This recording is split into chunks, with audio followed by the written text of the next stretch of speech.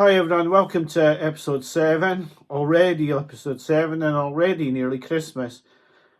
In this episode we'll talk about a couple of stunning performances at Naas, one of which popped up with my fancy for the Mares Novice at 16-1. We'll talk about her and we'll talk about all the other horses who ran who I feel may challenge at Cheltenham. And at the end of the video we'll also talk about anti-post betting and about how the videos have done over the previous 6 years and my goals really for the videos and why bets are scarce. The first horse to mention is obviously Embassy Gardens at Fairyhouse, but I find it hard when I sort of don't take to horse to judge them like I would normally judge horses. So I'm not really a big fan of Embassy Gardens, and I just feel he's a horse that'll let you down on the big stage. And so, as good as his performance was, he won't be for me at Cheltenham. I can't back this horse for the Cheltenham Festival race, not after what he did last season in the Albert Bartlett. Went there, a lot of people had backed him into favourite after a really easy win, and he just did absolutely nothing at the festival. And I feel that's what he'll do again this year, so I can't be interested in a horse like that. The first of the horses to impress me at Naas was Blood Destiny. His jumping was utterly superb. I was just blown away, and I never expected to be. I never thought this was a horse who would interest me for Cheltenham. If he was mine, I would be screaming the house down for him to go to the Arkle. I thought this was just an unbelievable performance. I didn't expect it from this horse. He wouldn't have been on my radar for the Arkle. But like I say, if he went to the Arkle now, well, I would back him for sure. If he was in any other yard in the country, he would be going for the Arkle. I'd have this horse to beat Facile Vega and to beat Marin National because his jumping was just superb. And this is exactly what you need for a 2-mile chase hit. He took lengths out the second horse at nearly every fence. I loved him. Whether I have him wrong, and of course I get so many horses wrong, but I loved Blood Destiny's debut. I thought he was absolutely superb. When I saw Only by Night win the listed bumper last time out, I was so excited to see her again. I looked at the field. The Mallins horse had been second last time out.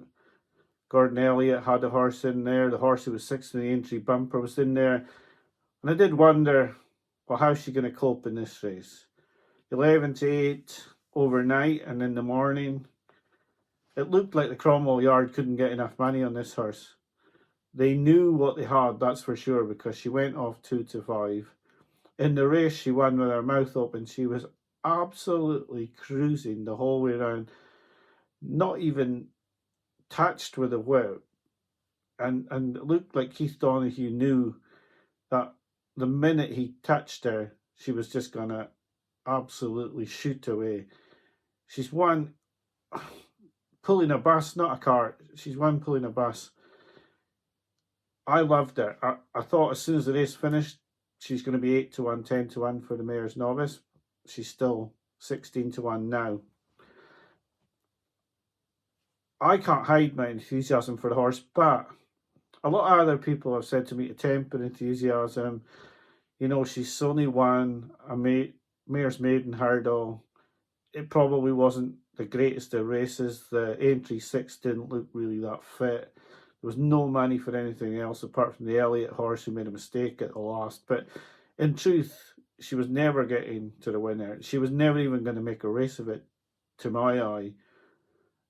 Of course, I've got to wait for next time out, but I can't hide my enthusiasm for Only by Night. I thought she was really good. Now, she's going to have to get up to the level of fun.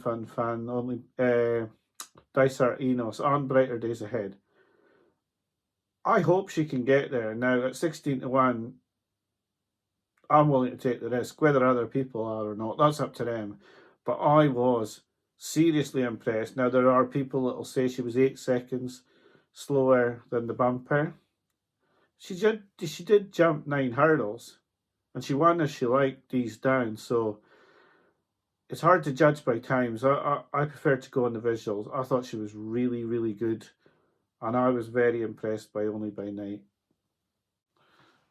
The bumper winner himself, Wingman, he was really impressive as well. I'd been told that he was probably going to go off long odds on. In the event, the Mullins horse was backed in, came to challenge him 2 out, actually headed him. But as soon as Jack Kennedy went for him, he didn't actually go for the whip at all. He just went for him a bit, and Wingman shot clear. Clearly a very, very nice performance. This is a good horse. Bective Stad looked to have a lot of good horses this season, especially in the bumper ranks and in the novice hurdle ranks. This is just another one of those. He was really good. There's no getting away from it. He was the third really impressive winner on this card. All 3 really impressed me. Blood Destiny, Only by Night, and Wingman. When you get excited about a horse like Only by Night, it's hard to judge the rivals. And then one of them ran the next day in Dysart Enos, and she was impressive enough herself. She's into 5-1 for the Mares Novice, and she's won the entry Mares Bumper last season, so she's clearly a very good horse. A horse, probably the best chance that Fergal O'Brien will ever go to the festival with. And it was hard to knock her performance. She was always winning. You could see throughout the race that she was always the one your eye was drawn to. She was really good. Nothing to falter at all. She beat a 125 rated, beat the bar. I thought it was a good performance. I couldn't knock it at all. It was a bit of a sobering experience because after getting excited about Only by Night the day before, it brought me down to earth a little bit. But yeah, Dysart Enos, you're always going to have big rivals in a race, and this is one of them. She was really good, Dysart Enos. Just a quick mention for Hunter's Yarn, who I was wondering if he would throw his heart into the Arkle ring as well, but he looked like he was going to throw it in there, and then he's had a very soft unseat at the final fence when looking like he was going to win very easily. I don't know where he's going to fit into the rankings at Mullins Yard now, with Ilite, Tom, Fossil Vega and Blood Destiny already winning beginners chases and looking like they could be 2-milers. I don't know quite where Hunter's Yarn is going to fit into that jigsaw now after falling on his chase debut. I will review Navan next week in the video. I was hoping to look at the performance of Sprink de la Mer, who is a horse I really like in the bumper, but commitments mean I have to get this video out. So yeah, I'll talk hopefully about him running a really good race in the video next week. He's against Redemption Day, Jalon Dudery and the Enabler, so it's not going to be an easy task, but if he's going to be as good as I hope he is, then he's going to have to run really well tomorrow.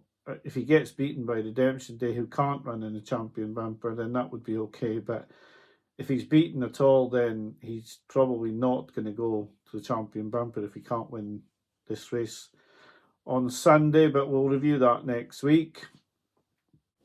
So in the replies to my comment about less views, I'm quite aware that we're not going to get a lot of views now. I mean, I've proved beyond any doubt that I can be profitable for 6 years in a row, and yet views don't come in. So it's not about profit. And someone said in the comments that it's because people just want to get rich quick. They don't want to wait. They don't want to only make £1,400 profit over 6 seasons and wait for bets. They want bet all the time.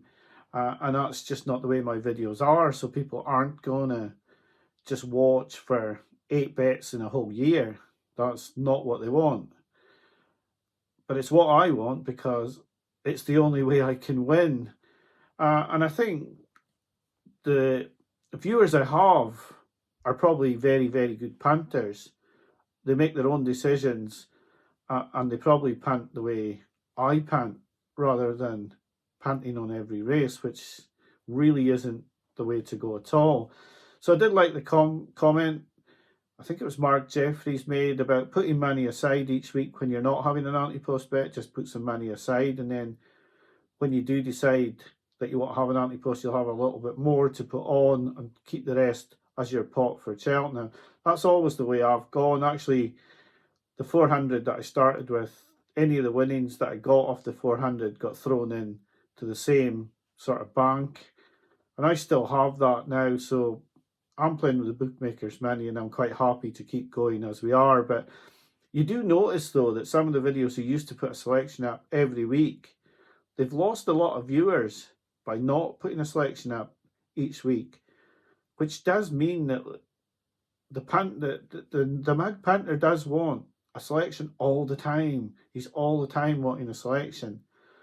And that's just not the way the videos are. So anyway, in conclusion to the video this week, I can't hide my excitement for Blood Destiny's Chase debut. I thought he was great. And I think if Gaelic Warrior was to show tendencies that he couldn't go left-handed, then maybe he'd be a Turner's horse. But for me, I'd have him in the Arkle. And if I was connected to the horse, I'd be screaming the house down for him to be in the Arkle. And I loved Only by Night. I have since quite a while liked this horse. I hope she can live up to my expectations. I think the yard thinks she's really good. I mean, she was so heavily backed that they must do. I hope she can live up to my estimations, but who knows if I've got her right at all. And it wasn't a great race, so she's going to have to go up the grades and see if she can make it at a higher level. They were the two that really, really impressed me over the week. So I hope you're ready for Christmas. I'm not, and that's why I can't make the video tomorrow. So I'll be back to you all next week. It'll probably be on Friday or Saturday. So I'll give myself Christmas Eve to myself. Thanks for watching today, and bye for now.